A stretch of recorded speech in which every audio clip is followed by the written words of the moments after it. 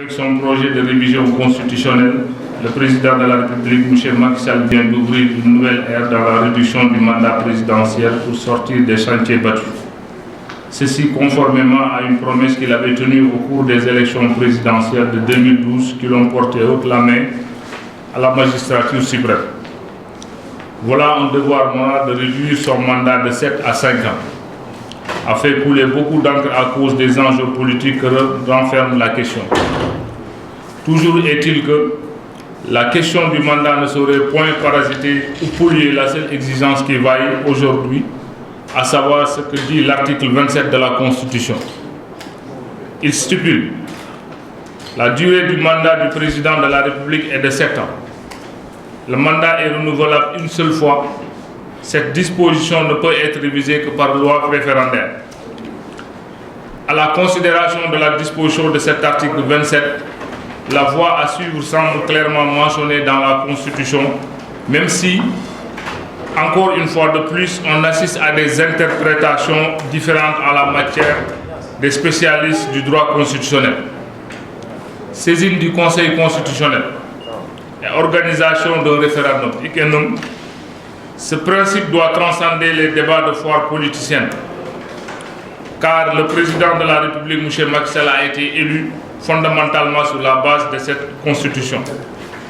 Sous ce rapport, la jeunesse de Podor, à travers notre mouvement, votera pour le respect de la constitution, donc pour les 7 ans. C'est d'ailleurs à ce titre que nous allons lancer Podor 19, pour être déjà dans une dynamique de tenir les élections locales en 2019.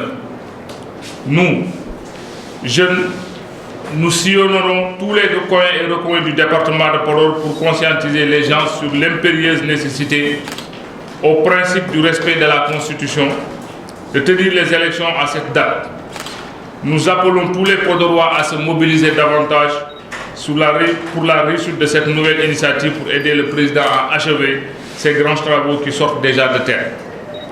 Car il est important de le laisser travailler, d'autant plus que notre département manque pratiquement de tout, malgré l'appui des personnes de bonne volonté.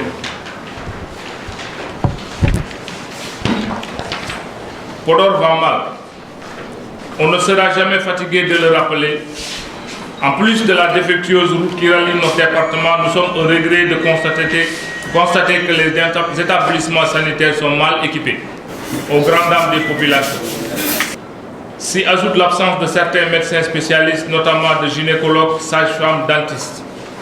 Un plateau technique quasi inexistant. Les écoles plombent sous le poids des abris provisoires, le déficit de professeurs et d'enseignants dans certaines localités. Selon les dernières statistiques, le département compte 596 classes en abri provisoire, compte 2556 en bon état. Si l'on sait que la santé et l'éducation fondent la base du développement d'un pays, il est important de rappeler à l'équipe municipale sa lourde responsabilité de contribuer aux côtés des autorités étatiques à inverser cette tendance. C'est le cas aussi de la politique sportive de la localité où de nouvelles taxes sont imposées aux équipes.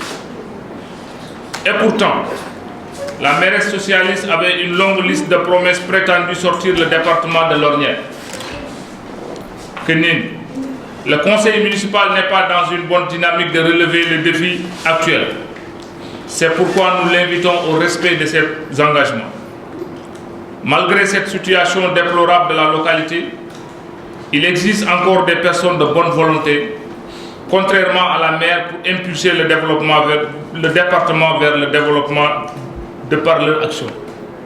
Il s'agit bien sûr de M. Mamadou Racine Sy, dont nous magnifions ici ses appuis sociaux.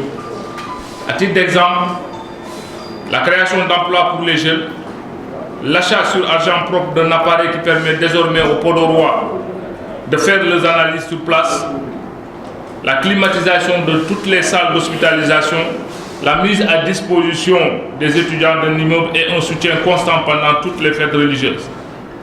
Le mouvement Podor va mal lui témoigne tout son soutien et son engagement envers les jeunes de Podor. L'histoire retiendra que ces actions seront toujours les bienvenues. Et c'est par cette note d'espoir que je lance un appel aux leaders, aux notables de se réunir autour de lui pour le développement de Podor.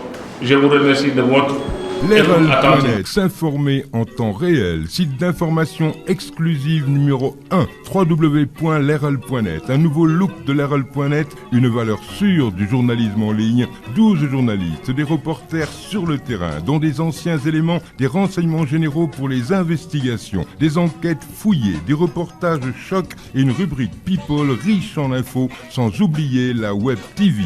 L'Errol.net, s'informer en temps réel.